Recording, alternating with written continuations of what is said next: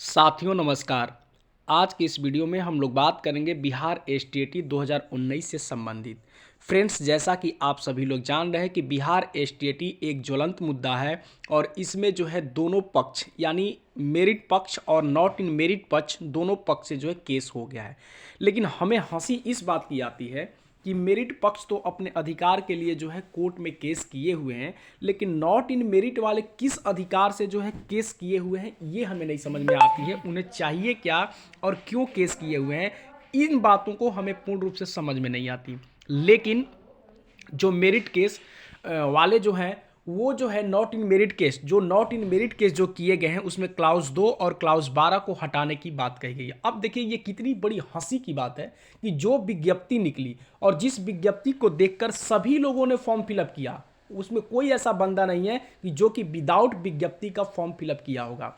उसी विज्ञप्ति में इन सारे लोगों ने देखा था कि जो है डेट ऑफ बर्थ यानी कब से कब तक उनका उम्र चाहिए, क्या उनकी क्वालिफिकेशन है और क्या क्या जो है सब्जेक्ट कॉम्बिनेशन है और क्या क्या चाहिए क्या क्या नहीं चाहिए, ये सारी बातें विज्ञप्ति में वर्णित थी और उसी को देख करके लोगों ने फॉर्म भरा। अब जरा समझिए, ये समझने वाली बात है कि आप एग्जाम देते हैं और कोई एग्जाम में अगर आप फेल कर जाते हैं तो कहिएगा कि विज्ञप्तियों को बदल दो, जितना जो है एग्जाम दिया है, जितना फिलहा है, सब पसहा है, सबको ले लो, विज्ञप्ति की जरूरत नहीं है, ये बिल्कुल सबको ले लो। यही काम आज फिलहाल लोग कर रहा है।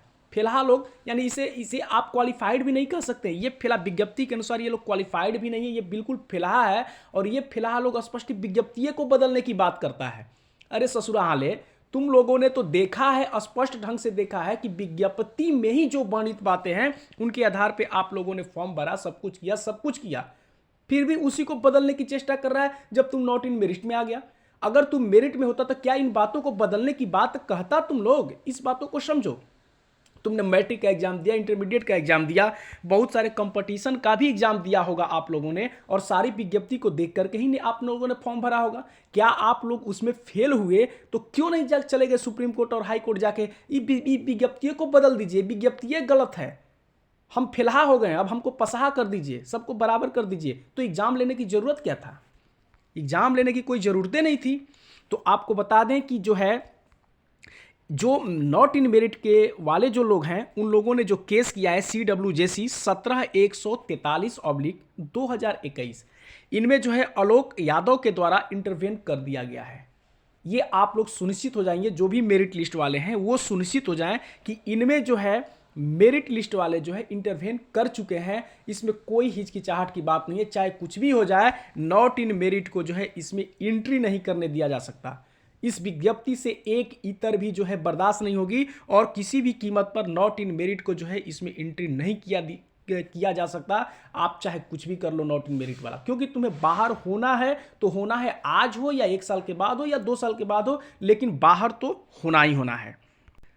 अब बात करते हैं मेरिट केस। मेरिट केस जो है लिस्ट में नहीं है, इसका मतलब ये है, देखिए यहाँ पर आलोक श्रीवास्तव जी ने स्पष्ट लिखा है कि जज साहब छुट्टी पर हैं, यानी वो छुट्टी पर हैं, इसलिए जो मेरिट जो है, मेरिट का जो केस है वो लिस्टेड में नहीं है, यानी जो है वो अभी लिस्टेड नहीं है। जैसे ही वो छुट्टी पे बाद आएंगे तो वो सारी बातें पुनः फिर से जो है चालू हो जाएगी।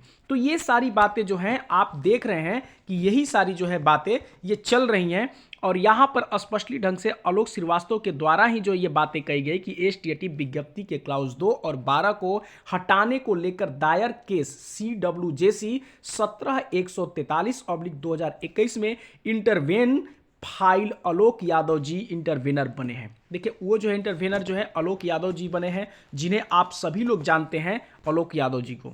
तो ये सारी बातें हैं। अब देखिए इन्होंने और क्या बातें लिखे हैं। बेंच में 4 केस हैं, यानी जो है अभी जो आशुतोष सर के जो बेंच में है उसमें 4 केसेस हैं, जिसमें 2 मेरिट की तरफ से और 2 नॉट इन मेरिट की तरफ से। किसी भी केस की सुनवाई नहीं हो रही है। अगर एक भी केस की सुनवाई हुई तो सब केस एक साथ मर्ज हो जाएगा। तो ध्यान रखिए, जो भी नॉट इन मेरिट वाले हैं, नॉट इन मेरिट वाले के दिल में खलबली तो है, बिल्कुल खलबली है, उनके जेहन में भी खलबली है, क्योंकि वो लोग बिल्कुल गलत हैं और सरकार उन लोगों को हल्का सा उन लोगों को हरी झंडी क्या दे दी, ये लोग पूरा जो है इंट्री क्रॉस कर गया।